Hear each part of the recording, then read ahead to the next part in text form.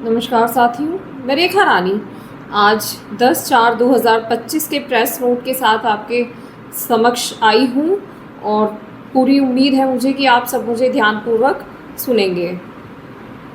Bahujan Samaj party की राष्ट्रीय अध्यक्ष, उत्तर प्रदेश की पूर्व मुख्यमंत्री व पूर्व सांसद बहन कुमारी मायावती जी द्वारा परम पूज्य बाबा साहेब डॉक्टर भीमराव अंबेडकर जयंती और बोधगया महाबोधि मंदिर और वक्फ कानून और भारत और भारतीयों की सुरक्षा आदि के संबंध में मीडिया संबोधन का कुछ मुख्य अंश।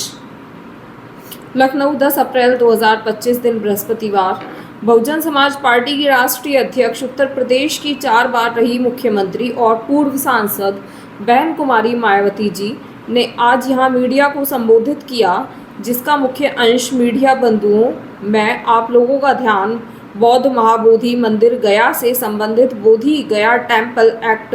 1949 का अपने देश में और पूरी दुनिया में भी, साथ ही अभी हाल ही में संसद से पास हुए वक्फ विधेयक का भी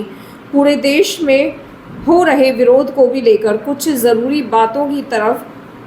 दिलाऊं। लेकिन उससे पहले मैं आज से 3 दिन के बाद दिनांक 14 अप्रैल को भारतीय संविधान के मूल निर्माता और दलित और अन्य उपेक्षित वर्गों के मसीहा परम पूज्य बाबा साहेब डॉक्टर भीमराव अंबेडकर जी की जो जयंती है, तो उनको आज एडवांस में ही सबसे पहले मैं अपनी और अपनी पार्टी की तरफ से पूरे तहे दिल से अपने श्रद्धा सुमन अर्पित करती हूँ, जिन्होंने कदम कदम पर अनेक कष्ट झेल कर अपनी पूरी जिंदगी इस देश में सदियों से जातिवादी व्यवस्था के शिकार रहे लोगों को आत्मसम्मान और स्वाभिमान की जिंदगी बसर करने के लिए समर्पित की, जिसके लिए इन्होंने भारतीय संविधान में हर स्तर पर इनको ज़रूरी कानूनी अधिकार भी दिए हैं। लेकिन दुख की बात यह है कि उनका केंद्र और राज्य की अब तक रही अधिकांशतः सरकारों में अभी तक भी इन्हें पूरा लाभ नहीं मिल पा रहा है, जिसकी खास वजह से फिर बाबा साहेब डॉक्टर भीमराव अंबेडकर के बताए हुए रास्तों पर चलकर मान्यवर श्री काशीराम जी ने उनके जन्मदिन के शुभ अवसर पर अर्थात 14 अप्रैल सन 1984 को बहुजन समाज पार्टी के नाम से राजनीतिक पार्टी का विधिवत गठन किया और फिर इस पार्टी के जरिए ही पूरे देश में इनके अनुयायियों को अपने पैर पर खड़े करने का हमारा निरंतर प्रयास जारी है। जबकि पिछले कुछ वर्षों से कांग्रेस, बीजेपी और अन्य जातिवादी पार्टियां खासकर बाबा साहेब के जन्मदिन के मौके पर उनके अनुयायियों के वोटों को लुभाने के लिए जो किस्म किस्म के हथकंडे इस्तेमाल करती रही हैं और इस बार भी कर रही हैं, तो उनके बहकावे में ना आकर इन्हें अपनी एकमात्र हितैषी पार्टी बीएसपी के बताए हुए रास्तों पर चलकर ही उनके अधूरे रहे कारवां को मंजिल तक पहुंचाना ज़रूर है। इतना ही नहीं बल्कि बाबा साहेब ने अपने आखिरी समय में दिनांक 14 अक्टूबर 1956 को अपने अपार अनुयायियों के साथ धर्म परिवर्तन करके जो बौद्ध धर्म की दीक्षा ली है, तो उसे भी अब जातिवादी मानसिकता के लोग सनातनी बताने में लगे हैं। यह भी अति चिंता की बात है और इस संदर्भ में यह बात सर्वविदित है कि बिहार राज्य का बोधगया बौद्ध तीर्थ स्थल के रूप में देश और दुनिया भर में अति विख्यात है। बोधगया में तथागत गौतम बुद्ध के पवित्र ज्ञान स्थली पर स्थापित भव्य और अति प्राचीन महाबोधि मंदिर में सरकारी और गैर सरकारी स्तर पर गैर बौद्ध धर्म के मानने वालों के बढ़ते हुए प्रभाव और दखल को लेकर पूरे देश और दुनिया भर के बौद्ध भिक्षुओं और बौद्ध अनुयायियों में भारी बेचैनी और आक्रोश व्याप्त है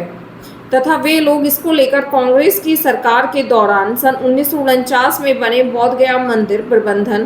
कानून में ज़रूरी परिवर्तन की मांग को लेकर शांतिमय ढंग से काफ़ी समय से आंदोलित भी हैं। उल्लेखनीय है कि देश की आज़ादी के बाद कांग्रेस पार्टी की सरकार द्वारा बिहार में बोधगया मंदिर प्रबंधन के संबंध में जो कानून बनाया गया था, तो उसमें जिलाधिकारी की अध्यक्षता में 4 हिंदू और 4 बौद्ध धर्म के मानने वाले लोगों की कमेटी बनाने का प्रावधान किया गया है, जो पहली नज़र में ही अनुचित, अनावश्यक और भेदभावपूर्ण लगता है और सरकार की इस अनावश्यक दखलंदाजी की वजह से ही वहां महाबोधि मंदिर में पूजा पाठ, देख रेख, संपत्तियों के संरक्षण, उसका रखरखाव और साफ सफाई आदि के साथ ही लाखों तीर्थयात्रियों की सुख सुविधा आदि को लेकर भी स्थिति लगातार असहज और तनावपूर्ण सी बनी रहने की आम शिकायत है, जिसकी वजह से बौद्ध धर्म के मानने वालों की यह मांग है कि महाबोधि मंदिर की पवित्रता को पूरी तरह से बनाए रखने और इसकी सही से देखभाल के लिए ज़रूरी है कि मंदिर में पूजा पाठ, उसकी सुरक्षा और संरक्षण आदि की पूरी जिम्मेदारी बौद्ध भिक्षुओं और बौद्ध धर्म के अनुयायियों को ही सौंपी जाए। जो इनकी यह मांग जायज़ है, जिस पर वर्तमान सरकार को तत्काल उचित ध्यान देना ज़रूरी है।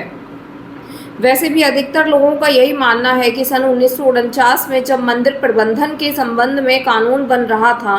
तो तभी कांग्रेस पार्टी की केंद्र और बिहार राज्य की सरकार को संविधान के धर्मनिरपेक्षता के सिद्धांतों का सही से अनुपालन करते हुए महाबोधि मंदिर प्रबंधन कानून में किसी गैर बौद्ध धर्म के मानने वाले लोगों की कमेटी का सदस्य बनाने का प्रावधान ही नहीं रखना चाहिए था। इनसे फिर अनावश्यक परेशानी और विवाद से बचा जा सकता था, किंतु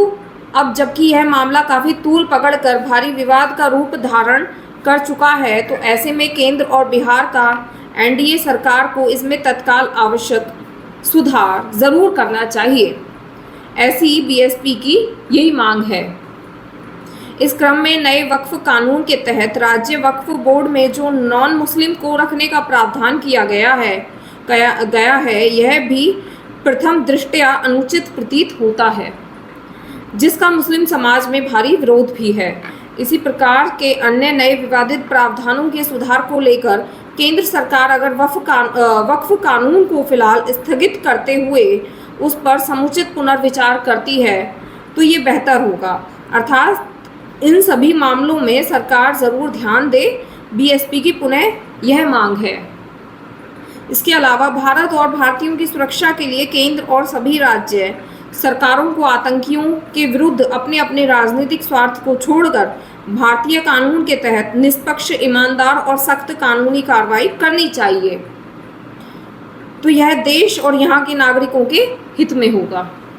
इन्हीं ज़रूरी बातों के साथ अब मैं अपनी बात यहीं समाप्त करती हूँ। धन्यवाद। जय भीम, जय भारत।